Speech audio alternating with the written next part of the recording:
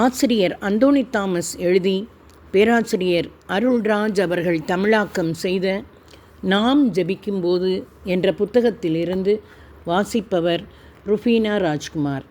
திகைக்க வைக்கும் தூய ஆவியானவர். நாம் தூய ஆவியானவரோடு நட்புறவு கொள்ள தந்தையாலும் மகனாலும் அழைக்கப்படுகிறோம். உங்களுக்குள்ளும் உங்களோடு இருக்கிற தூய ஆவியானவர் யார் என்று நீங்கள் அறிந்து கொள்வது தந்தையின் திருவுளமாய் இருக்கிறது. தூய திருத்துவத்தின் 3ஆம் நபர்தான் தூய ஆவியானவர். நமது விசுவாச பிரமாணத்தில் கூறுவது போல இவர் இறைவாக்கினரால் உரைக்கப்பெற்றவர்.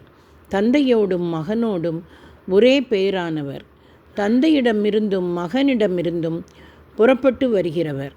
ஆண்டவரும் உயிரளிப்பவருமான தூய ஆவியை நான் நம்புகிறேன். நாம் அவரை அடிக்கடி அழைக்க வேண்டும் என்று திருச்சபை நமக்கு அறிவுறுத்துகிறது.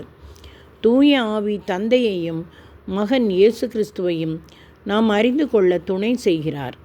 ஆண்டவராகிய ஆவியானவர் மூலமாக நாம் அப்பா தந்தையே என்றும் இயேசுவே ஆண்டவர் என்றும் பொருளுணர்ந்து தைரியமாக கூப்பிடுகிறோம்.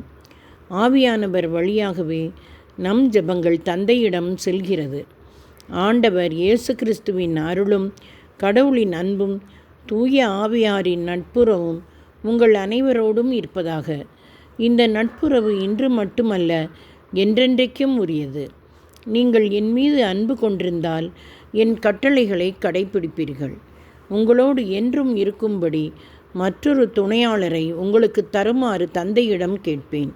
தந்தை அவரை உங்களுக்கு அருள்வார். அவரே உண்மையை வெளிப்படுத்தும் தூய ஆவியார்.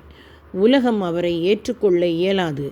நீங்கள் அவரை அறிந்திருக்கிறீர்கள், ஏனெனில் அவர் உங்களோடு தங்கியிருக்கிறார், உங்களுக்குள்ளும் இருக்கிறார்.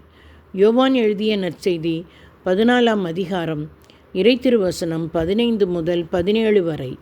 இந்த உறவு ஜெபத்தின் வழியாக உங்களுக்கும் தூய ஆவியானவருக்கும் ஏற்படுகிறது. அதை நீங்கள் உணர வேண்டும். அவர் கடவுள், உங்களுள் வசிப்பவர்.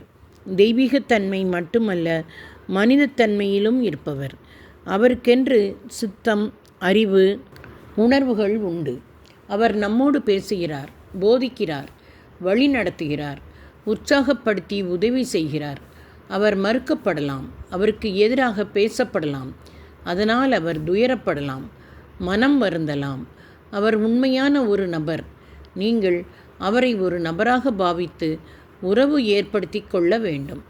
தூய ஆவியானவர் எங்கும் நிறைந்தவர், அனைத்தும் அறிந்தவர், எல்லாம் வல்லவர், நமக்குள் இருப்பவர். அவர் நம்மோடு நட்புறவு கொள்ள விரும்புகிறார். தொடர்வோமா நண்பர்களே?